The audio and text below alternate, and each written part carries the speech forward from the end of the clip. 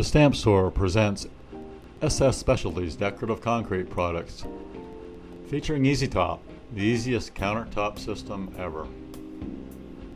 You will learn all the steps in transforming an outdated laminate countertop into a durable and attractive concrete surface. EasyTop allows you to create an entirely new feeling, beautifully transitioning the old worn-out counter into a warm and inviting place. Begin by protecting the walls and cabinets with lightweight 1mm polyethylene. Use blue or green tape against the wood cabinetry. Tape the plastic seams together with duct tape.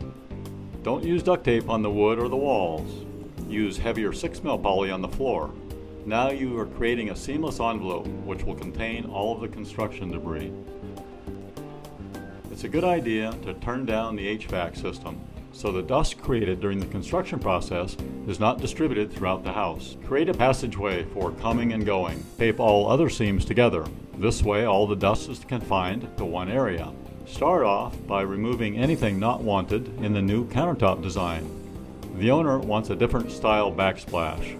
We're using a tool made by Dremel called Multimax with a saw attachment to cut away the old backsplash. Personal safety is important. Notice we're using eye protection. The owner also wants to eliminate the raised drip edge.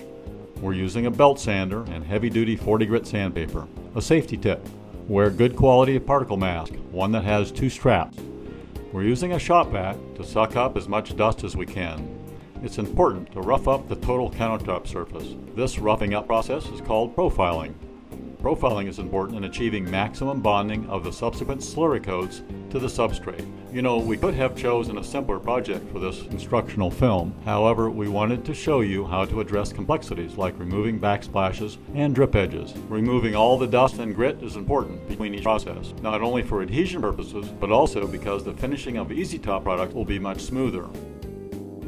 There are 3 products in the EasyTop resurfacing kit. The top coat comes in the brown paper bag. The concentrated liquid SS polymer is in the smaller white pail, and the bond coat is in the 2-gallon bucket. Both the bond coat and the top coat are dry powders. They are available in white or gray. If you want a light colored countertop, choose the white mix. Choose gray if you want a darker countertop. Each kit will do about 60 square feet of countertop surface, so measure your surface area to see if one kit will be adequate. We'll show you in a minute how to add color. Color is ordered separately.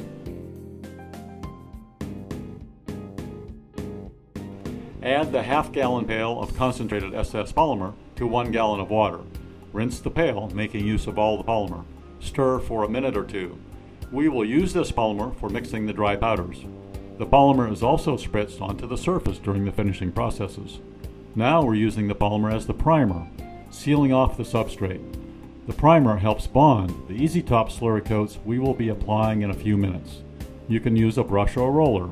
The important thing is to prime every inch of the surface, including the edges. If you want to add color, now is the time.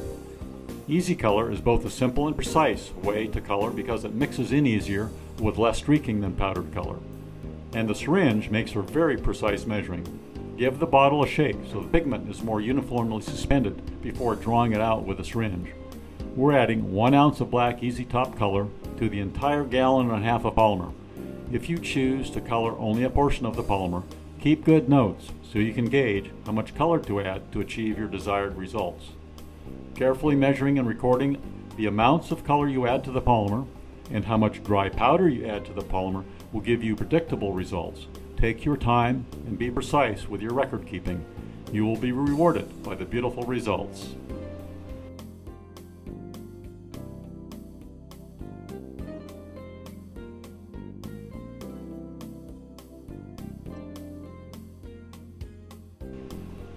Wear a dust mask, eye protection, and gloves. Don't allow any materials to remain on the skin for long. Wash off with clean water. Roll the bond coat bucket around to loosen up the powder before you take the lid off. Keep the bond coat in the shipping bucket for now. Buff up 2 quarts of bond coat and add 24 ounces of the diluted polymer solution, mixing in the handy bond coat bucket. A 3/8 inch variable speed drill motor and a jiffy paddle make a good combination for mixing. This batch of 2 quarts powder to 24 ounces of polymer will do about 16 square feet. Use this ratio as a guide when mixing smaller amounts for samples or for mixing larger amounts for the project. Keep accurate notes so you can make any necessary adjustments. Now, lightly prime the surface before pouring out the bond coat material. Notice the consistency and make any adjustment when you are mixing. Spread evenly with a trowel. Note the use of rubber gloves to protect the hands. Cover the entire surface with a thin but uniform coating. Imagine the trowel gliding evenly over the top. The bond coat remains workable for about an hour, so there's no need to hurry. A benefit of making samples is that you will have gained confidence in working with the trowel and the materials. If the surface begins to feel sticky, lightly spritz with a diluted polymer. This will lubricate the material and allow the trowel to glide more smoothly. Don't use water. Water will weaken the slurry. Don't be concerned if the surface is not yet perfect. You still have the sanding and the top coat to follow. The sanding will take down the lumps and the top coat will fill in the low areas. Keep the trowel clean by wiping with a damp rag. As the bond coat begins to set up, you can apply more pressure with the trowel and you can spritz with a polymer. Remember to clean your tools.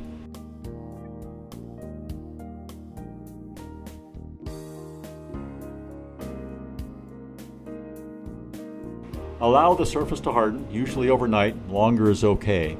Use a sanding block or an orbital sander to take down bumps and to smooth out any ridges.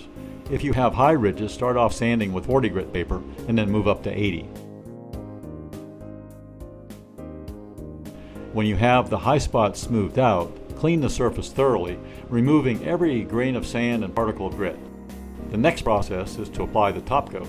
The top coat has smaller aggregate size and it goes on thinner. The top coat slurry will allow you to get a smoother and tighter surface by filling lower areas and closing up the surface. Fluff up the top coat because it'll settle during shipping. Remember to wear gloves, eye protection, and a particle mask.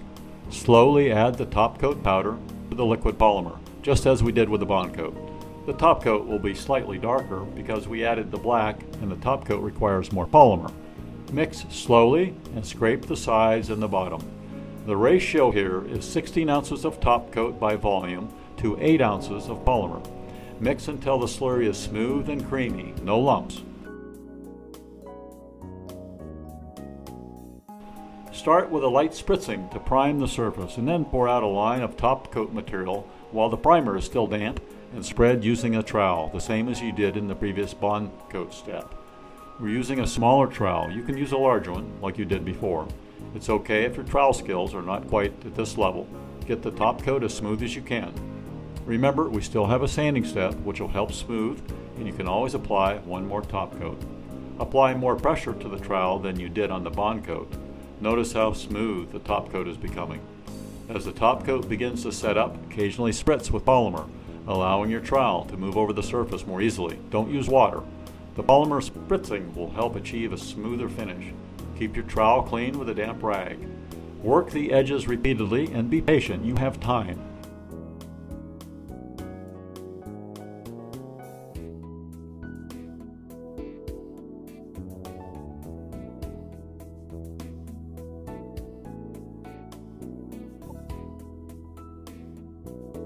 An insider tip. For a greater sense of depth and translucence, color the top coat slightly differently and pull it tight with a trowel, allowing the bond coat color underneath to show through. Then lightly sand away a bit of the top coat, revealing more of the bond coat underneath. We always suggest making samples before doing the actual surface. Lightly sand the top using 220 grit sandpaper. If you decide that the top is still not quite as smooth as you'd like, simply add another layer of top coat, following the same process as before, and then allow several hours of curing time before proceeding to the next step. When you like the smoothness, carefully and thoroughly remove any dust and particles, being careful not to leave any scrape marks which might show up under the final clear coats. You may consider using topical stains at this point to add additional color and interest. Make sure to allow for overnight curing before staining. SS Specialties has 3 types of stains: Sedona acid stain, SS Dynamic, an acetone-based dye, and then Rainbow, water-based stain. If you like the color and the smoothness, it's time to ask for the owner's approval before you apply the protective coating. Even though our owner approved our samples, we still want final approval on site, and so we'll seal a small area for her, knowing that it's easier for us to make any adjustments to the appearance before the concrete is sealed. Adjustments usually have to do with color, and keep in mind it's much easier to darken color than it is to lighten. It is important to protect the countertop from staining. Vinegar, wine, fruit juices, and grease can all badly discolor a concrete surface. Single component sealers like acrylic concrete sealers, and then densifiers, waterproofing agents of various sorts, and penetrating products, including waxes, are usually not sufficient protectors against wine and other food stains. For excellent stain resistance, we recommend the SS water-based epoxy 40 and the water-based urethane 60. This system is both chemical and abrasion resistant.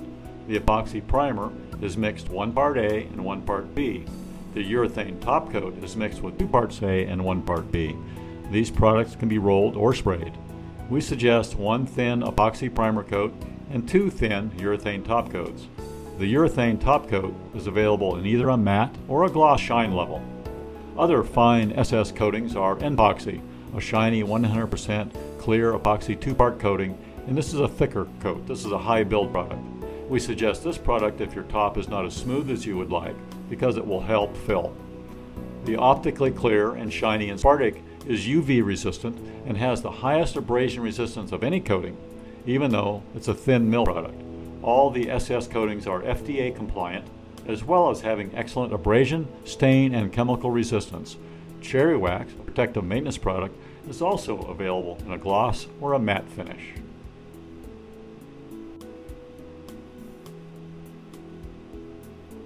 Please call 888-848-0059 or email info@thestampstore for ordering additional information.